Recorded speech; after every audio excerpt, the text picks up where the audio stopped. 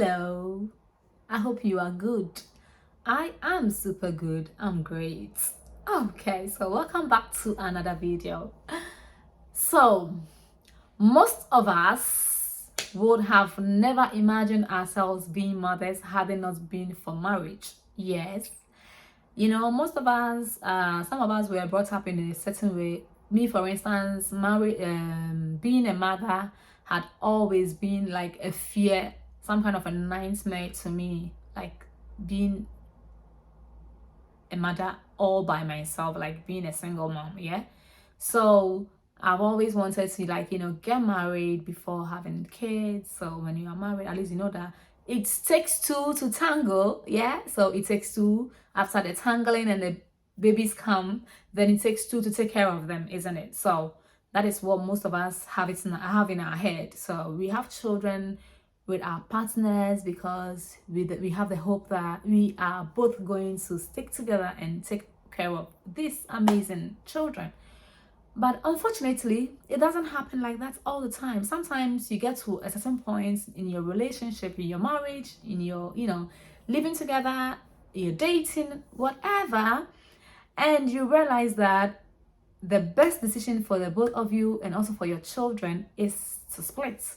So this brings about being a single parent, single mom, or single dad. Today, this video is for single parents. Yes, it is very, very, very difficult to become a single parent. It is a tough thing and it's a blessing also. Gone are the days when our forefathers, our ancestors, our great grandmothers, our mothers, our grandmothers used to say that I am staying because of my children, right? When things weren't working for the partners in the couple, yeah, that they would say, I am staying because of my children. But today, in the 21st century, we say, I am living because of my children. Yes, I am living because of my children, because sometimes it is the safest and the best thing for you to do for you and your children. Sometimes you just have to live for your sanity in order to gain sanity, right? Sometimes it is not working and it's not helping the children either.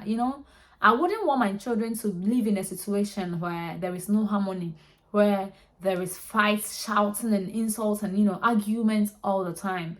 I wouldn't want my children to live in that kind of environment, because they will grow up thinking that is the right thing to do, and it's going to be a traditional thing. The tradition will go on because that's what they have learned, and they are going to pass it on to generation. Well, it's not 100% true, because sometimes people learn and they get to learn and new things and realize that what they were in wasn't right, but it affects your children emotionally. You get it? So there are also certain situations where there is no communication in the family, there is no relationship at all, like everyone is living their life as they please in a family, and the only times they communicate is when have you seen my glasses, have you seen my phone? These are the only things, you get what I mean. In those kind of situations, my sister, my brother, is a best thing for you to do to get, to split and get out of the relationship with your children.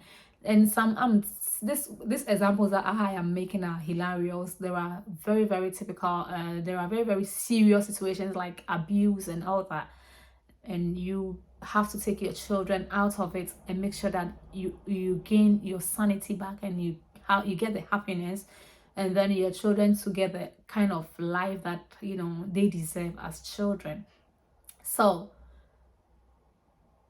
because of that, after making that kind of decision, it becomes very, very difficult for you to live with your children alone as a single mother, as a single father. Today I want to give you some few tips that can help you gain your sanity, be happy, enjoy your life with your kids all alone, and still feel like, oh, life has been fair to me. Yeah, because sometimes you end up thinking that life hasn't been fair at all. So what I think you should do is make sure that you don't stress yourself too much. It's easier said than done, because when you have children, you definitely are stressed out one way or the other. But what I'm trying to say here right now is that if you feel too stressed out, gets help. Yes, here in the UK, every council has people, they have people that they've put aside to help families. Okay, you can go to council and seek for help. You call them on the phone and you tell them your situation. There is help everywhere for you. Just someone who you can talk to. Okay, you can try, if you are working and you have the money, you can get yourself a psychologist. You can do it online. The person can come to your place, while you are being cautious and all that. You can go to the person, get someone to talk to. Even schools are helping families with that. Yes, schools have people who they set aside, they put aside for those kind of things.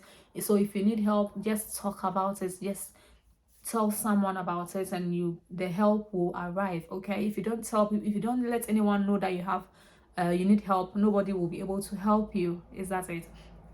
Yes. So there are these helps that you can get. Me, for instance, here in Warsaw, I have realized that you can actually go for yoga classes for free in the mornings. Yeah, so when I take the girls to school, I'm thinking of doing that, starting to do that. It's also a good thing for you to clear your mind a bit, get to meet other people, and the stress level will go down a bit. And also another tip is for you to get at least 1 or 2 hours for yourself every blessed day. Yes, I know it's difficult, but it is very vital. You need it for yourself, at least 1 or 2 hours for just you every blessed day, where you can meditate, you can read a book, you can you treat yourself well or something like that. It is very important to take a break sometimes and say, oh, let me breathe. Yeah, so me, sometimes when I am very, very stressed out, what I do is before bed I'll do some meditation. You have a very hot or warm bath, you treat yourself well, and then you read a book, something like that, just for you, and then you are good to go. Yeah, sometimes you just have to forget about some of the stress and put some aside and give yourself a break. So another tip is to not to worry so much, especially when you are worried about childcare. Like myself, you are worried about childcare because you really want to work, you need to pay the bills, and you need someone to take care of your children for you, and it's headache. Yeah, it's not easy in the UK. Childcare wahala, but just take it easy, my dear. Take it easy. You are doing a great job, and stop. Never blame yourself for making that kind of decision, because I know it pops into your head once in a while, like, oh, I could have remained in there and kept quiet and tried for things to work. If it won't work, it won't work. You've made the right decision. You are on the right path, and you have to just help yourself get the help that you need, and your life will be great. See you in my next video. Bye. Mwah.